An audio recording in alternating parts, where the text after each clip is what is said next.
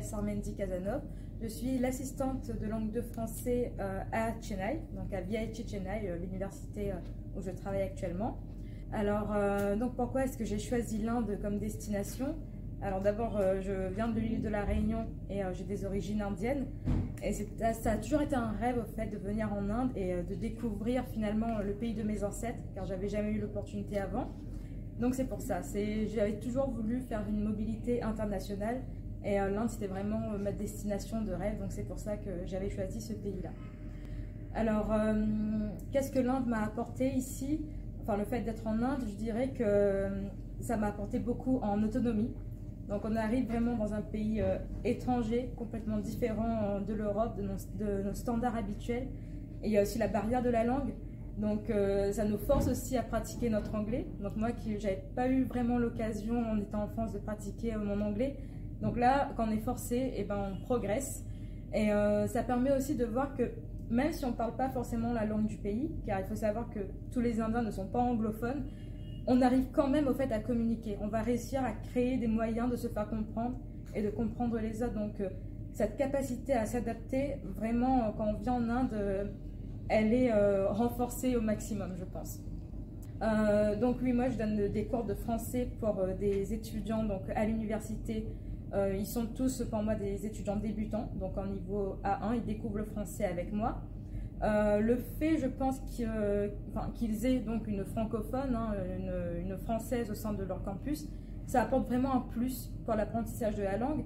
Déjà au niveau de la prononciation, donc ils vont avoir vraiment la prononciation donc, à la française comme ils le disent. Et aussi, au-delà de cela, c'est apporter la part culturelle qu'ils n'ont pas forcément. Car la France, c'est vraiment, ils connaissent juste la Tour Eiffel, Paris, et ils ignorent beaucoup de la culture française. C'est très loin en fait, ils ne savent pas vraiment.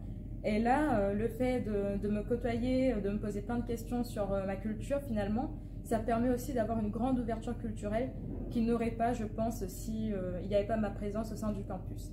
Mais moi aussi, finalement, j'en apprends beaucoup. J'en apprends beaucoup ici avec mes étudiants, car l'échange culturel se fait vraiment dans les deux sens. Donc oui, moi je donne des cours de français pour des étudiants donc, à l'université.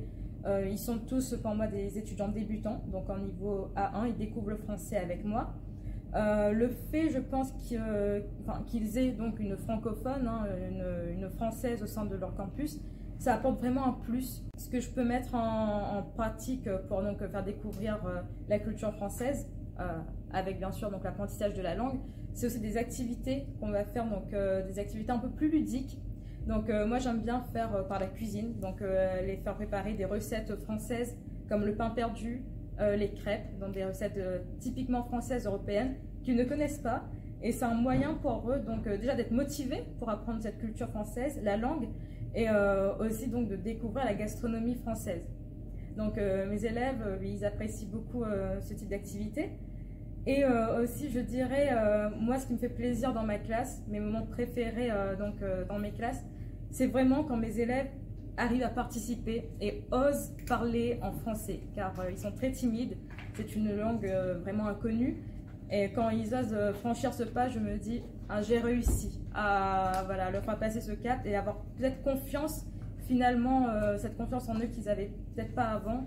Et pour moi, ça, c'est vraiment une réussite quand j'arrive à faire ça. C'est un point de vue un peu plus personnel.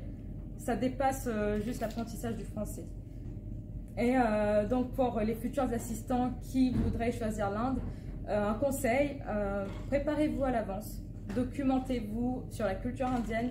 Ne venez pas en Inde comme ça, je veux dire, un peu à l'inconnu, sans faire un travail de documentation à l'avance.